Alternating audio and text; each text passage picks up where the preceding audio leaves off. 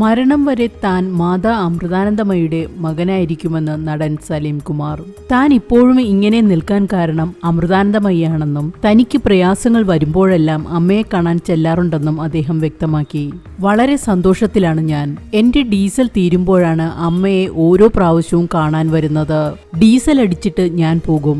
മാനസിക വ്രത അനുഭവിക്കുന്ന സമയങ്ങളിൽ അമ്മ എവിടെയാണെങ്കിലും ഞാൻ കാണാൻ ചെല്ലും. തിരിച്ചു പോകുന്നത് നിറഞ്ഞ മനസ്സോടും സന്തോഷത്തോടും കൂടിയായിരിക്കും. ഈ നിൽക്കുന്ന സലീം കുമാർ ഇങ്ങനെ ഞെളിഞ്ഞു നിന്ന് പ്രസംഗിക്കാൻ ഒരേ ഒരു കാരണക്കാരിയേയുള്ളൂ, അത് അമ്മയാണ്. അതിന് കാരണം ഇതാണ്. 3-4 വർഷങ്ങൾക്ക് മുമ്പ് മാരക രോഗത്തിന് അടിമയായപ്പോൾ ഞാൻ ഒരുപാട് സഹായിച്ച എന്റെ ബന്ധുക്കൾ പോലും കൈയൊഴിഞ്ഞ സമയമുണ്ടായിരുന്നു. അന്ന് ഞാൻ അമ്മയുമായി അത്ര ബന്ധമില്ല. അപ്പോൾ അമ്മയെ ചെന്ന് കാണാൻ ഡോക്ടർ പറഞ്ഞു. എന്തെങ്കിലും സഹായത്തിന് വേണ്ടിയാണ് അവർ ചെന്ന് കാണാൻ പറഞ്ഞത്. എങ്ങനെയാണ് ഇതുവരെ കാണാത്ത ഒരാളോട് സഹായം ചോദിക്കുക? എനിക്ക് ഭയങ്കര ബുദ്ധിമുട്ട്.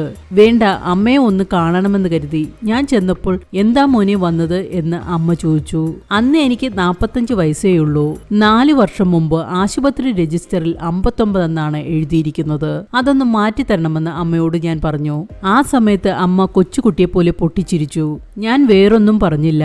അപ്പോൾ ധൈര്യമായി പോയി ഓപ്പറേഷൻ ചെയ്യൂ മകനെ എന്ന് അമ്മ എന്നോട് പറഞ്ഞു. നിന്നെ എനിക്ക് വേണമെന്ന് ഈ ലോകത്താകെ എന്നോട് പറഞ്ഞത് അമ്മ മാത്രമായിരുന്നു.